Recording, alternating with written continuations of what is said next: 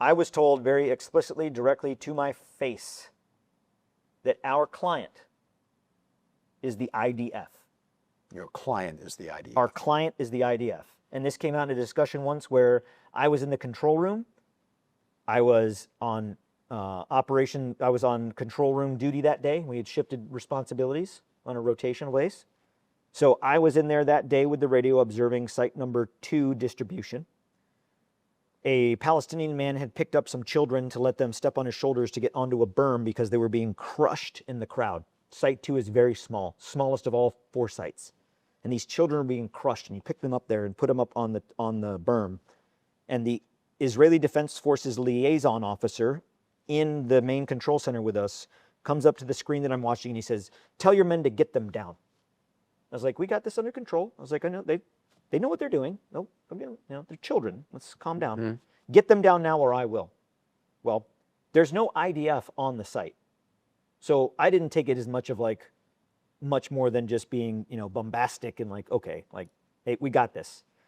He leaves and goes to his desk in the operations center, and he gets on the radio and he speaks something on the radio. It was in Hebrew. I don't speak Hebrew. One of the contractors that was there was American that did speak Hebrew, and he notifies me. He said, "Hey, he just told the snipers at the IDF position," because the site number 2 is co-located with an Israeli base. Mm-hmm. He said, "He just told the snipers to take these kids out." I was like, "On the radio?" He's like, "Yeah." This lieutenant colonel then comes back up and he says, "Get them down." And I look at him and I say, "Did you just call on the radio and tell your men to shoot them?" And he said, "I'm going to take care of this if you don't." I said, "You are not going to shoot. You are not going to shoot children. You're also not going to shoot because if your men miss, you're going to hit others. You're not going to shoot." Thank God we didn't come to the conclusion of figuring out whether he would or not, because the children jumped down and ran off of the site. They didn't want to be there. They were unarmed. They didn't have shoes. One wasn't even wearing a shirt. They were starving.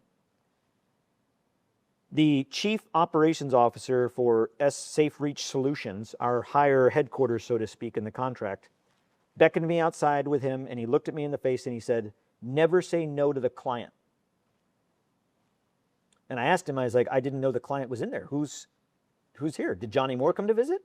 Right. And he said, "No, the IDF." I was like, "The IDF are our client?" He said, "Yes, we work for them."